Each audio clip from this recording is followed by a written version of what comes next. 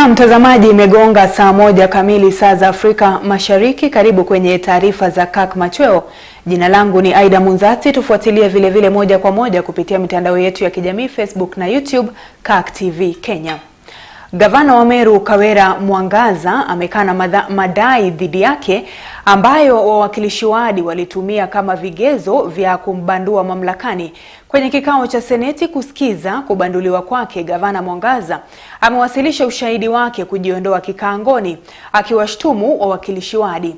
Na kama anavyoarifu Chris Sambu ni kuwa masuala 7 anayosingiziwa Kawira Mwangaza yameanza kupigwa msasa, kulikiwa utumizi mbaya wa mamlaka na rasilimali za kaunti. Hatma ya gavana wa Meru Kawira Mwangaza sasa iko mikononi rasmi ya bunge la seneti. Maseneta wakianza kikao kujadili kubanduliwa kwake na wakilishi wadi. Gavana Mwangaza leo hii akishtumiwa kwa madai 7 ambayo ndio vigezo vya jaribio lingine kumuondoa ofisini. The Honorable Kawira Mwangaza, how do you plead the 7 charges? Guilty or not guilty? Not guilty. Wakilishi wadi wakiweka jeki kumbandua gavana Mwangaza kwa kuwasilisha ushahidi wao utakaowashurutisha maseneta kusadiki na uamuzi wao. Kikao cha Jumanne kikishuhudia makabiliano makali kati ya mawakili wanaowakilisha wakilishi wadi na wale wa gavana Kawira Mwangaza. Was there an issue as to whether the governor could properly mix our official duties with those of the private charity she runs? Yes, it was an issue. But have you placed any evidence, sir, to show the governor has been commingling our official functions with the Okolea functions and specifically diverting county resources to Okolea? Yes, I've adduced the evidence on pages 42 of the volume 2, pages 43, pages 48, 49, 50 and 51, and also there's a video in support. Miongoni mwa madai mengine, Mwangaza anadaiwa kutumia mamlaka yake kinyume cha sheria, utumizi mbaya wa rasilimali za kaunti ikiwemo fedha, upendeleo wa kifamilia pamoja na kuwanyanyasa maafisa wa kaunti. Does the governor has power over reorganization of matters in respect to your independent corporations? The semi-autonomous government agencies like our corporations are supposed to be reorganized by the boards. By the board. And for the entire period that you've been, for the entire period of 1 year that you've been away, until only 14 days ago when you resumed your office as a CEO, were you getting your salaries? Yes, Mr. Speaker. It is this salary that you are telling these senators was not paid pursuant to a court order. I did not indicate salary was not paid, Mr. Speaker. It is the one you said the payment was not pursuant to a court order, it was pursuant to the compulsory leave letter. You remember that indication? I will not agree with that because there are 2 court orders. The court order... I didn't talk about how many court orders. I've just said I am looking at a court order referring to a salary. Yes. Are we communicating? Yes, I agree. But you have also told these distinguished senators that your salary was not paid pursuant to a court order, it was paid pursuant to the letter sending you on compulsory leave. Do you remember saying that? I don't remember saying that. You don't remember? I'm happy with that. The record will bear me out. The record. Excuse me, Mr. Speaker. My apologies. I've finished my question. Excuse me, Mr. Speaker. I have finished my question. I'm going to the next. Kindly serve my time. We have only 4 hours to finish with your case. Okay. Naibu gavana wa kaunti akiwa kibwagizo kikubwa kwenye mswada wa leo kuhusu tofauti zake na gavana Mwangaza. Katika kauli ya wakilishi wadi ni kuwa gavana Mwangaza anatumia rasilimali za kaunti kwa miradi yake kibinafsi, hususan mradi wa Okolea Meru. What is the governor telling our junior officers in relation to our deputy governor after they have removed him from the group? She states that CEO Mutia Panga retreat ya sub-county and ordered means to chome jeshi. So the governor is recruiting what that means in our war with the deputy governor? Yes. Would you expect a governor familiar with the dignity expected of that office to do that? It is not expected. And what does this junior officer tell the governor after he's been told to mobilize the word that means to fight the deputy governor? He states that I'm almost finalizing the plans, Excellency. Jeshi iko chonjo. Maseneta wakielezea kauli zao kutaka mswada wa kumbandua Mwangaza kuwa mjadala kinyume na uteuzi wa kamati maalum itakayofanya maamuzi. Gavana Mwangaza sasa akikodolea macho kabiliano lingine kuhifadhi nafasi yake, kesho akitarajiwa kuwasilisha ushahidi wake mbele ya maseneta. Chris Sambu, Kirk Machweo. Na mtazamaji, kwingineko, Rais William Ruto amewasifia wabunge wa muungano wa Kenya Kwanza kwa umoja wao ambao umewezesha miswada na ajenda kadhaa kupitishwa katika bunge la kitaifa na lile la seneti. Akizungumza katika mkutano wa wabunge wanaoegemea muungano ulioandaliwa Ikuluni mapema hii leo, Rais Aswa amewapa kongole wabunge kwa kuhakikisha mswada wa kifedha na afya kwa wote, ambayo ni muhimu kwa kushughulikia changamoto za wananchi wa kawaida, inapita bungeni bila kuvikwazo. Vincent Kerusi anaarifu zaidi. Katika kikao hicho kilichohudhuriwa na naibu rais Rigathi Gachagua, viongozi wa wengi katika bunge la kitaifa na seneti Kimani Ichung'wah naye Aaron Cheruiyot, Rais Ruto ameyashajiisha mabunge hayo kujihimili kwa majukumu zaidi ndani ya siku zijazo watakapohitajika kupasisha miswada kadha ambayo kulingana naye ni muhimu zaidi katika kulipigisha taifa hatua kwa kwenda mbele. Miongoni mwa miswada aliyoigusia rais ni pamoja na ule wa utakatishaji fedha ambao anasema iwapo utapitishwa na wabunge utaiwezesha serikali kupigana na tishio la fedha zinazohusiana na vitendo viovu kama vile ugaidi na vinginevyo. Mswada mwingine ni kuhusiana na mikakati ya ushuru na ule wa kuweka wazi mali yanayomilikiwa na yeyote anayepania kuajiriwa kuwa afisa wa serikali. Hali kadhalika ule wa mkinzano wa kimaslahi unaolenga kuwazuia maafisa waajiriwa wa serikali kujihusisha kibiashara na serikali yenyewe.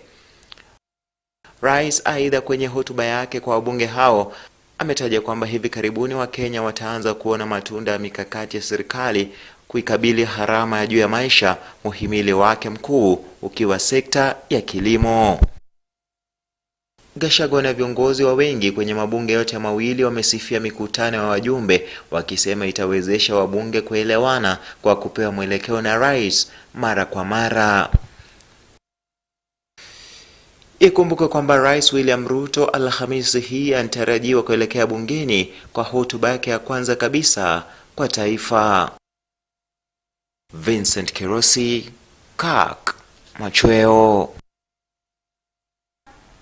Na mitihani ya kitaifa ya KCSE imeendelea leo hii ikiwa ni siku yake ya pili, huku katibu wa elimu Belio Kipsang akihimiza uadilifu wa mitihani hiyo. Katibu huyo amewaonya watumizi wa mitandao ya kijamii dhidi ya kuweka mitandaoni ama mitihani hiyo mitandaoni, akisema kuwa mkono wa sheria utawachukulia ama utawapata. Wakati huo huo, kufuatia hatua ya serikali kutenga siku ya Jumatatu wiki kesho kama likizo ya upanzi wa miti nchini, waziri wa elimu Ezekiel Machogu amesema kwamba mtihani wa KCSE utaendelea kama ulivyoratibiwa siku hiyo ya Jumatatu tarehe 13. We shall work together. We make sure that the double picking of examinations is successful. And as the CEO said, yesterday we didn't add of any case. It is only that these funny friends of ours in the social media is, while we are doing our exam, we are already 1.5 hours into it. They are celebrating posting, and that is where our colleagues who are supervisors and invigilators, because you see a paper being posted while even when you have already collected and the exam has been completed. What that tells us is that there is somebody in our process who is betraying our process, because this paper is not anywhere else, it's only in the exam room. So we must be vigilant, as the CEO said, in making sure that nobody goes to the exam room with a phone. We go to our old tradition where all the phones are left in your office for everybody. We have a depository where everybody deposits the phone and we move around, so that it's only the center manager for purposes of any emergency who may be having a phone, but not in the examination room. More than 10 of these people who have been playing around have been arrested. And I can assure all of us again that quite a number of these sites have been brought down. We are engaging with other jurisdictions to deal with some of the social media sites that require an extended engagement. But our colleagues at the Communication Authority, our colleagues. Na katika tu ama tukisalia kwenye masuala hayo ya elimu ni kwamba waziri wa elimu Ezekiel Machogu amehakikisha kuwa hakuna mwanafunzi atakayekosa masomo kutokana na umaskini. Machogu amesema kuwa kutakuwa na mkopo na pia uthamini wa kutosha kwa wanafunzi wote humu nchini. Waziri amezungumza haya akiwa katika chuo kikuu cha Kisii kutathmini shughuli za masomo katika chuo hicho ambacho kimesajili zaidi ya wanafunzi 10,000. In a year is only 10,000, 5,000 per semester. And those of us who can be able to afford the category of the CS Machogu, the category of the PS Hinga, and there are also quite a number. We have said, yes, they can be able to pay 40%, meaning if the cost is 200,000, probably Bachelor of Education, the amount that Machogu will be expected to pay is 80,000. So this particular system, unlike the one before, looks at issues that is going to ensure accessibility in our higher education, such that we don't rock out those particular students, those children coming from families that cannot be able to pay the required amount at any given time. And we have said that it will be scholarship, it will be loan. Yes, there is an amount, even me when I was in university, the boom we used to get, at the end of it all, we had to pay. Of course, we were given many years to pay, and like me, I took almost 10 years to pay the loan that I was given during my time in university. So you also, the amount of loan that you take, because we have categorized into 5 groups, once you finish college, of course, you will be given a number of years to repay the loan, and that will only be done once you secure employment. And I've said the route administration is working on many ways in order for us to get a return of the very much money that we give to the education sector, because like this particular year, the amount given to us in education is 630 billion. So we assure you that no one and nobody is going to miss out in getting education, particularly higher education, and even from the lower level, because it comes from a poor background. Yeah, thank you. Na kwingineko, waziri mkuu wa Jamhuri ya Czech Peter Fiala amezuru humu nchini katika juhudi za kuboresha uhusiano wa kibiashara baina ya mataifa ya Kenya na Czech. Mwanahabari wetu Kelvin Mushiri anaripoti kuwa Fiala kupitia hotuba yake akiwa Ikuluni jijini Nairobi amesifia taifa la Kenya kwa kuwa na rasilimali bora na watu wenye ujuzi wa hali ya juu, akisema kuwa swala hilo litachangia katika uwekezaji.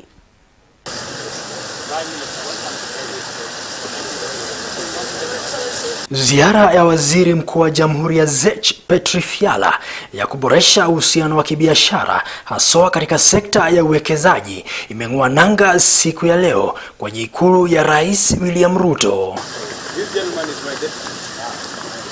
Akihutubia wananchi, Ruto amesema kuwa hivi karibuni kupitia maelewano ya kiuchumi, nchi ya Kenya itafanya biashara katika masoko yasiyo na kodi wala vikwazo. Nairobi is actually the best destination to visit globally.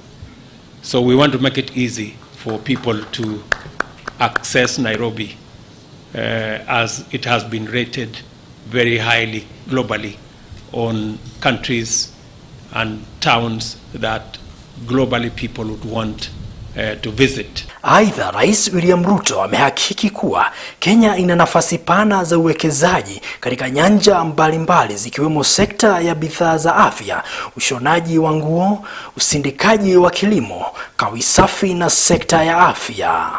We have some of the best English speaking people anywhere in the world, and they can work anywhere in the world from Kenya.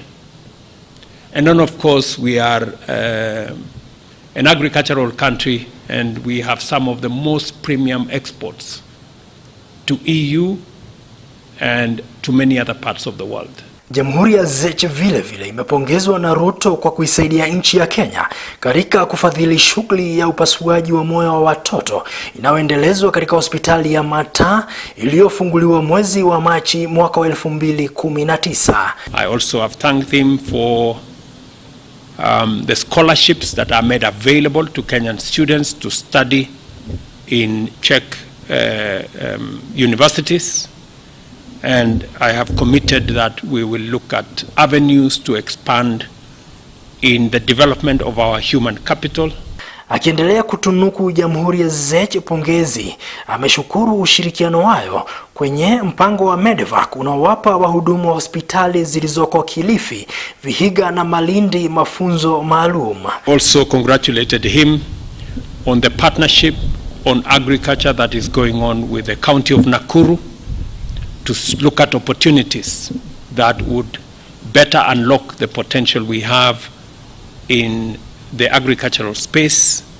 Kupitia hotuba yake, Rais William Ruto amekaribisha Jamhuri ya Czech kuunga mkono na kupitisha uchukuzi wa hatua wa viongozi katika swala la mazingira na hali ya hewa kupitia tamko la Nairobi almaarufu Nairobi Declaration. Kenya and the Czech Republic are working in concert on biodiversity conservation, in particular on saving the northern white rhino from extinction in collaboration with the Old Vegeta Conservancy in Nanyuki.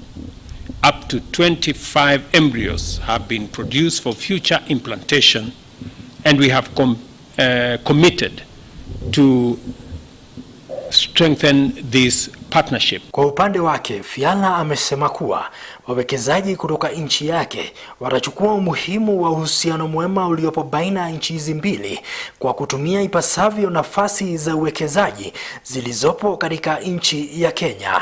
I really appreciate our common project to save northern white rhinos. It shows way forward and it brings many experts together. I congratulate Mr. President that the Economic Partnership Agreement of Kenya and the EU was concluded in June this year. It will boost our business cooperation when it is signed. Kenya has always been our major economic partner in East Asia. Akimalizia hotuba yake, Fiala anahimiza mataifa kushirikiana katika kukabiliana na athari za mabadiliko ya tabia nchi.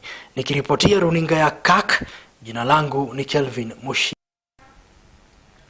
Na kwingineko, waziri wa usalama Profesa Kithure Kindiki amezuru kaunti ya Lamu na kufanya vikao na viongozi wa vitengo vya usalama na wawakilishi wa jamii zinazoishi katika kaunti hiyo ili kujadili mikakati ya kukabiliana na visa vya kigaidi. Katika mikutano hiyo pia walijadili utangamano wa kijamii ili kutatua uhasama unaochochewa tangu jadi, ikiwemo umiliki wa ardhi.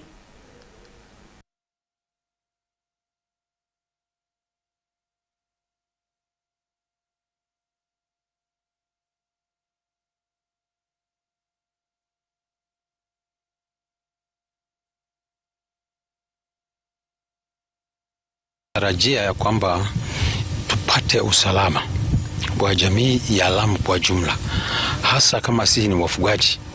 Tunanyoroshea mkono ya kwamba sisi tunawajua wajangili ambaye wanakuja kuwasumbua watu wetu hapa, na hiyo maneno haliko kwa sababu sisi tuko sawa na wengine na tunaathirika wakiathirika, na hawa ndio jirani yetu, si wengine.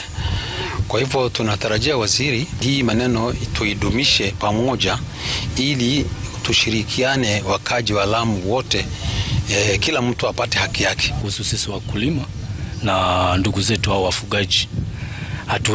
Hatuishi kwa usawa, kwa sababu tunaona kwamba kama sisi wakulima tunaona ng'ombe zinaingia katika mashamba yetu wanalisha bila mpangilio, lakini kama waziri anaweza kuingilia kati hapo ili kuwe na atutenganishe tu, ili wakulima wawe na sehemu yao na wafugaji pia wawe na sehemu yao. Hiyo nafikiri itaweza kuleta uwiano mzuri ili tuweze kuishi kwa amani. Sisi tunatarajia, unajua usalama Lamu unahitaji mbinu tofauti kama yawezekana. Kama maoni yangu mimi mwenyewe, ningesisitiza sana dialogue. Kwa sababu kuna 5-point issue, tunastahili kuwa na mediation process. Ili tukishasikamana sana, adui ataona vipi. Namna kufuatia mvua kubwa zinazoendelea kunya katika sehemu mbalimbali za nchi, madhara mengi yanazidi kushuhudiwa nchini. Kama anavyoarifu wa Aidah Kamau, mvua hizi zimeleta matatizo katika sekta ya usafiri kwa kutatiza uchukuzi na pia kuwaathiri wakaazi wa maeneo mbalimbali kwa mali yao kusombwa na maji hayo yanapoingia kwenye makazi yao na baadhi ya sehemu kuathiri kilimo. Mvua zilizotarajiwa kunya kutoka mwezi uliopita zimewadia kwa kimo kikubwa na kushuhudiwa katika kaunti mbalimbali nchini, huku zikileta madhara chungu nzima. Familia zaidi ya 200 katika kaunti ya Tana River zaathirika baada ya mto Tana kuvunja kingo zake na kuharibu makazi ya familia hizo pamoja na shule na kanisa la eneo hilo. Hapa kila kukinyesha mvua, maji kidogo tu hata yanatujalia kwa nyumba. Ni kama hivi mnaona. Maji yamejaa mpaka ndani ya nyumba. Hata sisi tumefanya kutoa vitu nje, vitu ziko nje. Kila mwaka, kila maji kijaa, tunakuwa na matatizo ya kila siku. Aidha, shughuli za uchukuzi zimekatizwa katika barabara ya Samo mjini Kapsabet, kaunti ya Nandi, baada ya daraja linalounganisha kijiji hicho kukatika kufuatia mvua kubwa inayoendelea kunyea huko. Leo tumeamkia mkasa ambao daraja imefunjika, ambao inafukiza Samo na Kamuruguywa. Kutokea saa hii hakuna watu wanafuka upande na upande, na hii daraja ina wakulima wanatumia kwa kupeleka chai na ukulima yao katika soko ya Kapsabet. Daraja imechengwa karibu miaka 20 na kitu, na naona imekatika. Wanafunzi wa shule walikuwa nafuka, lakini sasa wamefunga. Lakini kuna watoto wa kidato cha 4 ambao wameathirika. Kuna mwanafunzi mmoja sasa alikuwa amepita akienda, wanapelekwa sasa jioni. Serikali za kaunti pamoja na serikali kuu wameungana na kutoa hakikisho kuwa familia zilizoathirika wamesaidika, huku shirika la Msalaba Mwekundu likiendelea kuwapa msaada wa haraka. Wa Aidah Kamau, Kirk Machweo. Namna gavana wa kaunti ya Siaya James Orengo na mkewe Raila Odinga, mama Aidah Odinga, wameongoza hafla ya kuwakabidhi wahudumu wa afya wa jamii vifaa vya kazi zikiwemo rununu. Katika hotuba yake, Orengo amesifia juhudi zinazotekelezwa na wahudumu hao wa afya katika kupunguza mzigo wa magonjwa katika jamii na kuzidisha idadi ya kina mama wanaojifungua wakisaidiwa na mkunga, mtaalam, na pia kuzidisha idadi ya watoto wanaopokea chanjo vijijini. Kaunti ya Siaya ina jumla ya wahudumu wa afya wa jamii 2128 ambao wamejumuishwa katika bima ya afya ya kitaifa NHIF na kupewa marupurupu ya kila mwezi ya shilingi 3,000. It's so easy to deal with. It's a killer. We have what is called regular household registration and visitation. Nobody does it. It is Nyamrerwa who make this visitation. Whether somebody is sick or is not sick, Nyamrerwa still comes to your home to find out how you're doing. Nyamrerwa works 24/7. They've got no specific time that they're supposed to work, because sometimes in the middle of the night, you find that they are being called upon because somebody is delivering, some woman is delivering and they need help. Sometimes in the rain, like now, they are being called upon because a child is sick and they want to take the child to hospital. But before they take a child to hospital, it is their one who will attend to them. Na mtazamaji, ni hayo tu tuliokuwa tumekuandalia kutoka meza ya Kirk Machweo. Jina langu ni Aidah Munzatsi na kutakia usiku mwanana.